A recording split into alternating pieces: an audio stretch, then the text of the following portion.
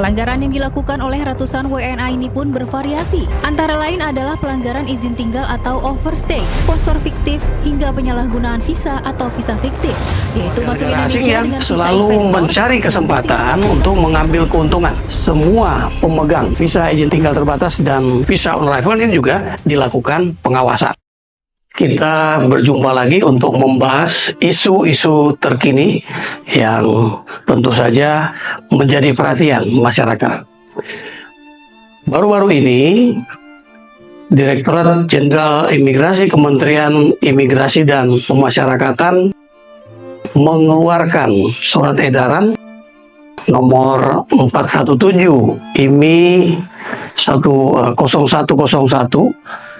pada tanggal 29 Mei yang baru lalu tentang evaluasi terhadap pelaksanaan pemberian visa izin tinggal terbatas bagi warga negara asing, termasuk warga negara asing yang investor, yang berkunjung, atau yang sebagai tenaga kerja. Ketika ada perpanjangan visa izin tinggal terbatas, maka mereka wajib untuk diwawancarai, termasuk juga untuk diambil foto. Tentu di kantor imigrasi terdekat atau di Direktorat Jenderal Imigrasi di Kuningan, Jakarta. Nah, ini sangat berkaitan dengan hasil evaluasi yang dilaksanakan baru-baru ini. Ada operasi bersama antara Direktorat Jenderal Imigrasi Kementerian IMIPAS dengan Badan Koordinasi Penanaman Modal Asing. Di dalam operasi tersebut ditemukan sekitar 546 warga negara asing yang melakukan pelanggaran bermasalah berkaitan dengan izin tinggalnya, ya. Nah, ada sekitar 215 investor atau perusahaan yang mempekerjakan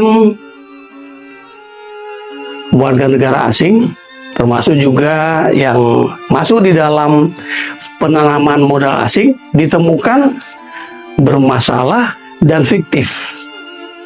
Nah, oleh karena itu, apa yang dilakukan oleh Direktorat Jenderal Imigrasi, Kementerian Imigrasi dan Pemasyarakatan, saya memberikan apresiasi karena kebetulan saya pernah bertugas sebagai Direktur Jenderal Imigrasi, bahwa pengawasan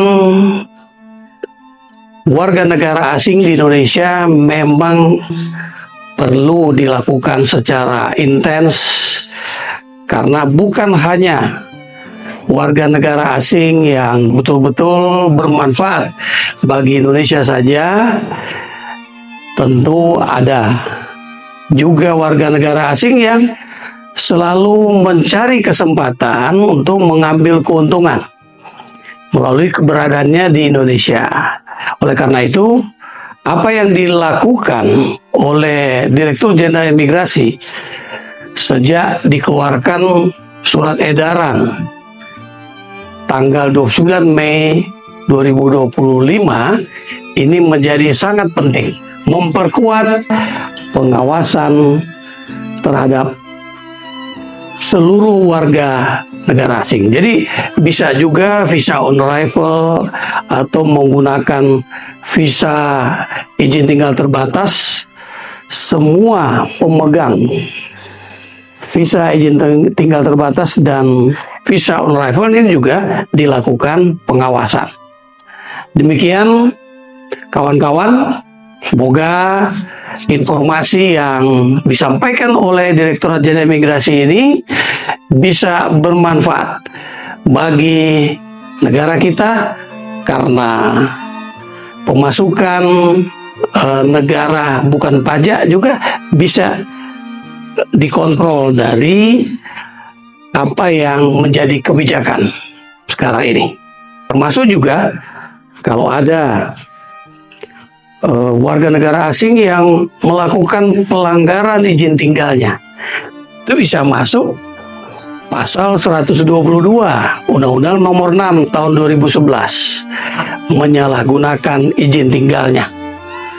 Jadi bisa diproses pidana, bukan hanya diperlakukan tindakan administrasi keimigrasian dan dideportasi saja, tapi bisa dipidana. Semoga bermanfaat. Kita berjumpa dalam diskusi isu-isu terkini berkaitan dengan persoalan-persoalan hukum, termasuk juga imigrasi.